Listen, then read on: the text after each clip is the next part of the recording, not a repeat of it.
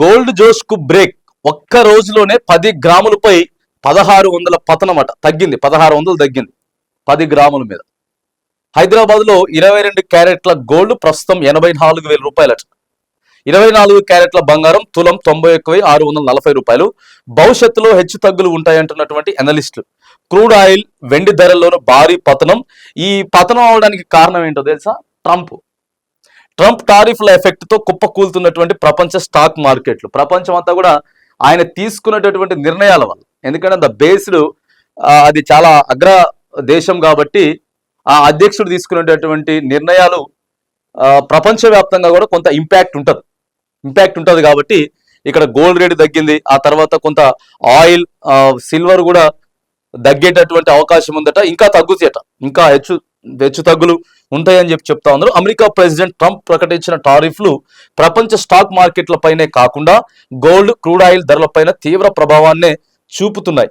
India ప్రొడక్ట్లపై 26% tariff వేస్తామని Trump చేసిన ప్రకటనతో 2 రోజులుగా మన స్టాక్ మార్కెట్లు నేల చూపులు చూస్తుండగా 5 రోజులుగా పెరుగుతున్న బంగారం రేటు శుక్రవారం పతనమైంది.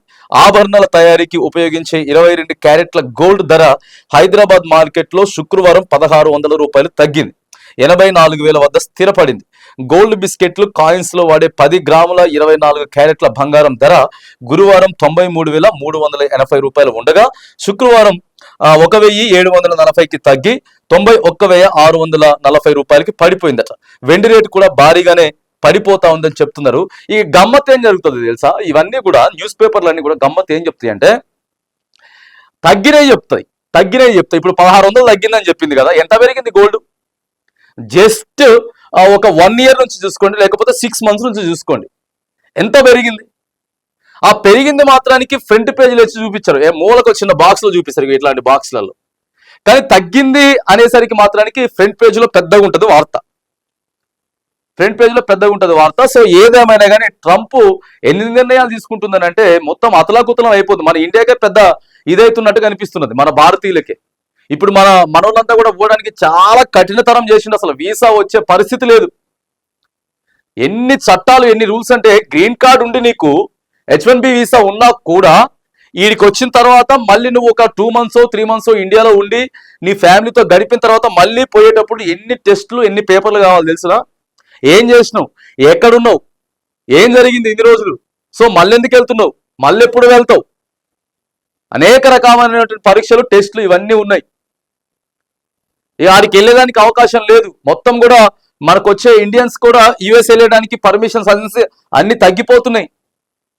రూల్స్ అన్ని కూడా చాలా కఠినమైపోయినాయి.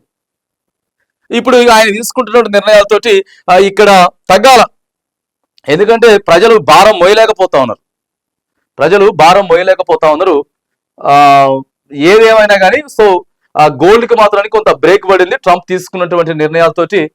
మరి కొంతమంది అటాక్ కూడా చేస్తా ఉన్నారు ఇక ట్రంప్ నిర్ణయాల మీద. చూడండి, ట్రంప్ కు చైనా కౌంటర్. అమెరికాపై 34% టారిఫ్ అన్ని రకాల వస్తువులకు వర్తిస్తుంది. ఈ నెల 10 నుంచి అమలట.